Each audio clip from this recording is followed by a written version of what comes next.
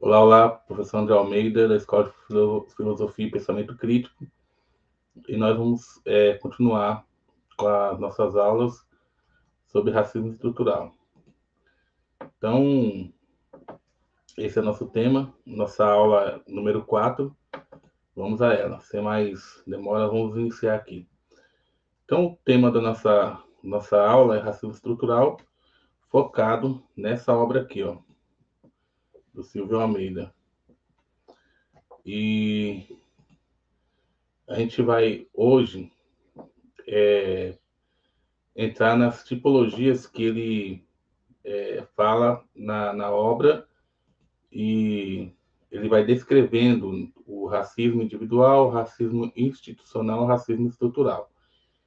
Então, a obra que eu estou é de 2019, a versão que eu estou aqui, e aqui são os três temas, que é o racismo na sua concepção individualista, como aparece aí para vocês, o racismo na sua concepção institucional e o racismo na sua concepção estrutural. Eu quero ressaltar para vocês, antes da gente avançar aqui, que eu não vou, nessa aula, tratar das três tipologias, não. Eu vou primeiro tratar da individual, fechar, depois passo para institucional, fecha, e depois nós vamos para a estrutural, fazendo uma relação entre cada um que ele vem citando ali na obra. A gente vai fazendo esse processo de construção. Então, hoje, nós vamos falar só dessa concepção aí individualista. Na verdade, não é hoje, né? Se der meia hora, a gente vai parar. O máximo que a gente vai tentar aqui é 30, 35 minutos. Parar e aí a gente passa para institucional. Então, o tema. Então, apesar do tema do sumário aí das três, institucional, individual e estrutural, eu só vou abordar a primeira. Correto? E aí eu queria fazer um pequeno comentário que o Silvio Almeida ele inicia ali a obra falando sobre a questão da que ele vai falar sobre essas tipologias, a, a relação entre racismo e subjetividade, a relação entre racismo e Estado e a relação entre racismo e economia. Eu vou fazer uma releitura, ou melhor, fazer uma leitura ou releitura, como vocês queiram, da seguinte maneira: quando ele fala do racismo individual, eu vou colocar nessa instância da relação entre racismo e subjetividade.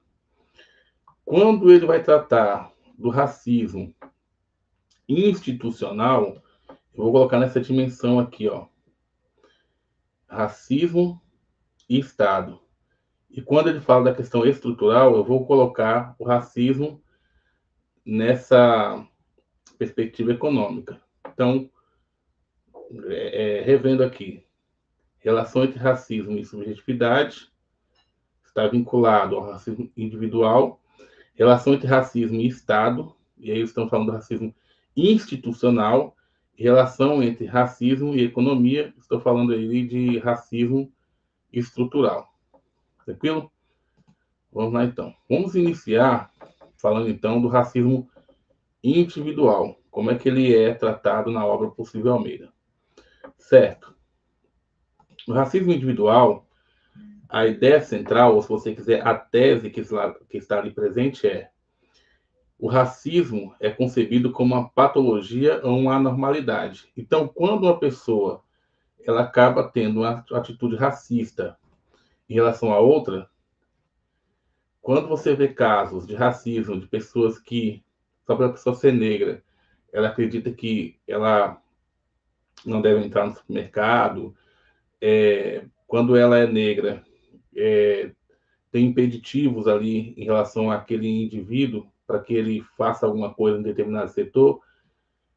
O que nós temos nesse processo é o que o Silva Almeida caracteriza como uma patologia ou uma anormalidade. Então, o racismo, quando alguém grita com outro nomes que acaba por colocar essa pessoa como inferior, então as pessoas pensam, poxa, essa pessoa, ela, patologia quer dizer assim, ela é doente, ou seja, ela é anormal. E chegam até a dizer, no em pleno século XXI, a gente tem esse tipo de atitude. Então, repare que a ideia central do racismo individual é que ele é um fenômeno ético ou psicológico, ou seja, que precisa ser refletido. Então, a ética aqui está no sentido de refletir essa ação desse indivíduo, e psicológico, porque também refletir o comportamento desse indivíduo ou desse coletivo. Então, tanto no campo ético como no campo psicológico, é refletir o caráter do indivíduo ou o caráter coletivo. Então, nesse caso, é atribuído a grupos ou pessoas de forma isolada. Então, repare que você não tem uma vinculação com instituições, você não tem uma vinculação com a estrutura propriamente dita. Então, nesse sentido, ele é entendido como algo irracional. Por ser irracional, ele deve ser combatido no campo jurídico, no campo do direito. Quando o Silvio Almeida ele enfoca, então, na questão jurídica e psicológica, ele vai dizer que esse tipo de racismo é visto como preconceito, não como uma estrutura social.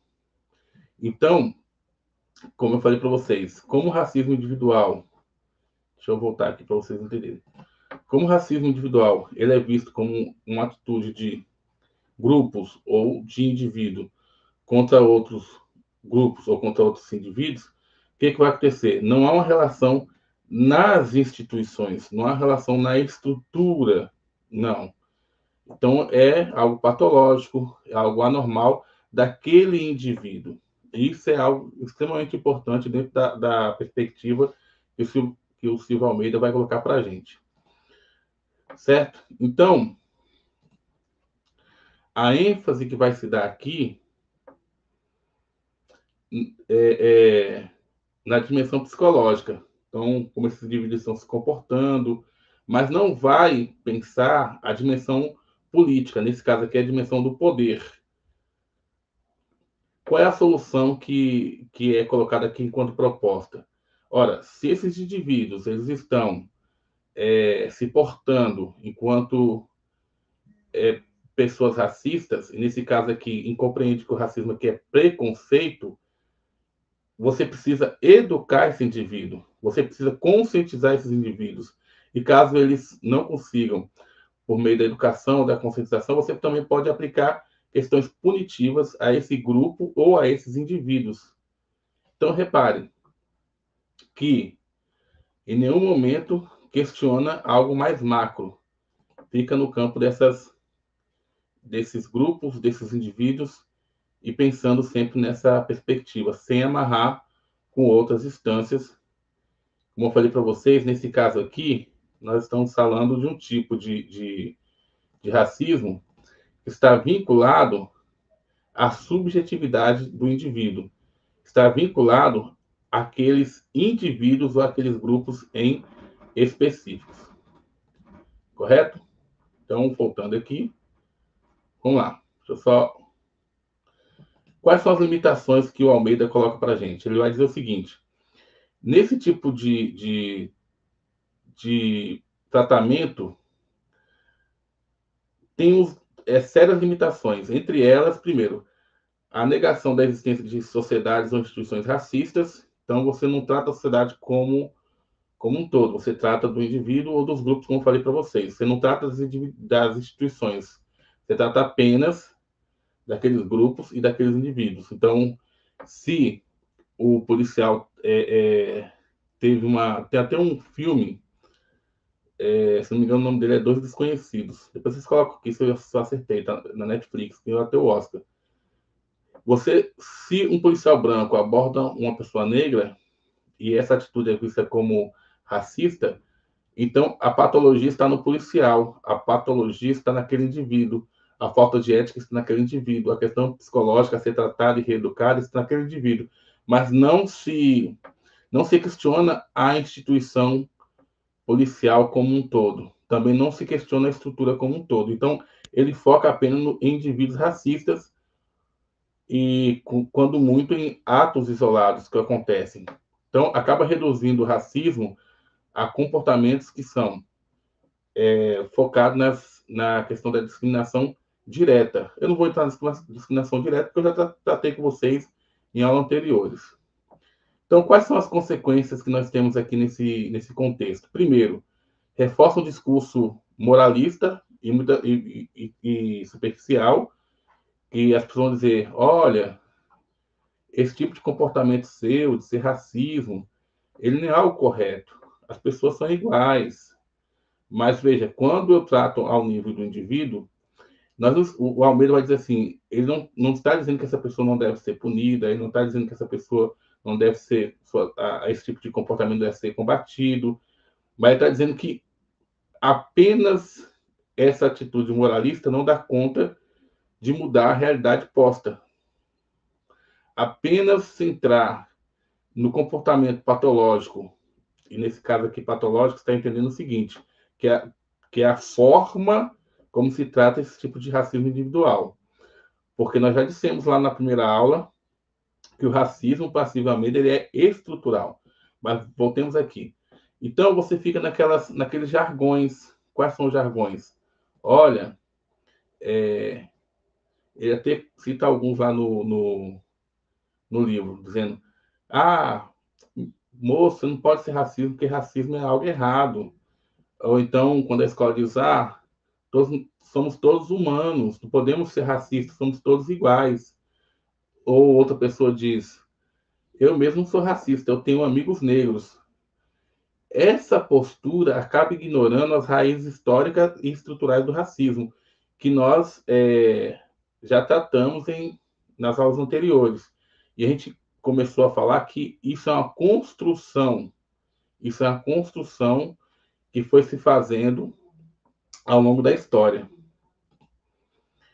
Nesse sentido, o Almeida coloca o seguinte, ó: a concepção individualista tende a negar a existência do racismo propriamente dito. Então, quando o racismo ele é de indivíduo para indivíduo, ele é negado e colocado como ele é reconhecido apenas como um preconceito que a pessoa tem em relação à outra. Então, essa escolha, que eles chamam de escolha terminológica, ela acaba visando destacar a dimensão psicológica do fenômeno, em detrimento de sua dimensão política e estrutural. Então, a questão institucional, a questão das relações de poder, as questões vinculadas às estruturas não são questionadas ou citadas nessa perspectiva da individualidade. Por isso que ela é tão criticada pelo Silvio Almeida. Então, ele vai colocar o seguinte: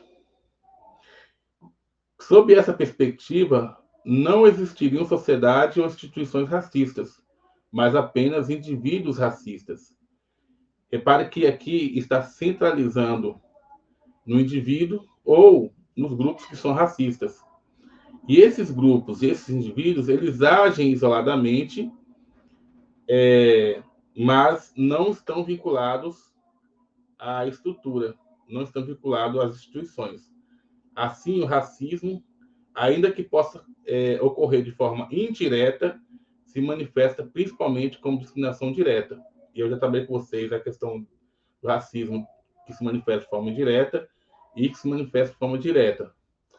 E aí ele continua dizendo o seguinte: acaba expressando ou sendo expressado em atitudes e comportamentos pessoais. Então, o racismo que ocorre do indivíduo ao xingar o outro, é um racismo que ocorre quando um indivíduo tenta impedir o outro, ou quando a polícia aborda o outro, fala assim: não, a polícia não é racista. Isso foi uma atitude isolada. Então, quais são as críticas a essa perspectiva individual? Primeiro, apesar de reconhecer o racismo como crime e como algo no campo da imoralidade, a concepção no campo do individualismo é frágil e limitada. Por que ela é frágil e limitada? A gente precisa perguntar isso, né? Porque fica restrita à legalidade. Então, você quer combater apenas juridicamente, através de leis, mas você não muda as instituições, você não muda a estrutura. E também, além da legalidade, na moralidade, como se apenas pudesse se centrar no indivíduo e as coisas vão se modificar. Então, você pode dar educação para esse indivíduo, você pode dar um tratamento psicológico para ele, mas você não questiona as instituições e nem mesmo a estrutura a qual ele está vinculado. Como ele coloca aqui, ó, sem questionar o papel das instituições e estruturas sociais. Portanto, ou como ele coloca aqui, né, assim, deixa de compreender o racismo como um fenômeno histórico e político. Histórico porque se construiu ao longo da história, então não é algo natural, como eu falei para vocês em outros momentos, e político porque acaba não tratando das relações de poder, muito pelo contrário. Então, quando nessa perspectiva, quando o policial aborda um policial branco aborda uma pessoa negra no meio da rua, a instituição pode falar assim, não, isso foi algo patológico desse indivíduo. Então, nós temos que fazer uma apuração para ver por que está tendo esse comportamento, porque nós não pregamos isso aqui na corporação. Mas, além da polícia, a gente pode falar da escola também. Então, quando a escola coloca lá, mesmo que de forma indireta, no Dia das Mães, apenas pessoas brancas, e ao colocar pessoas brancas, mesmo que seja em uma comemoração vinculada ou relacionada a uma pluralidade que teria que ter também mães negras, a gente pode falar que essa escola ou essa professora que fez esse trabalho fez algo isolado e que não está vinculado ao projeto pedagógico da escola. A escola é plural. Então a gente acaba não questionando nem a instituição, nem a estrutura a qual esse indivíduo está vinculado. Ou poderia dar outro exemplo também da saúde, quando a gente começa, enquanto pessoas da saúde, tratar determinadas populações, porque são brancas, e outras que são negras, a gente acaba destratando.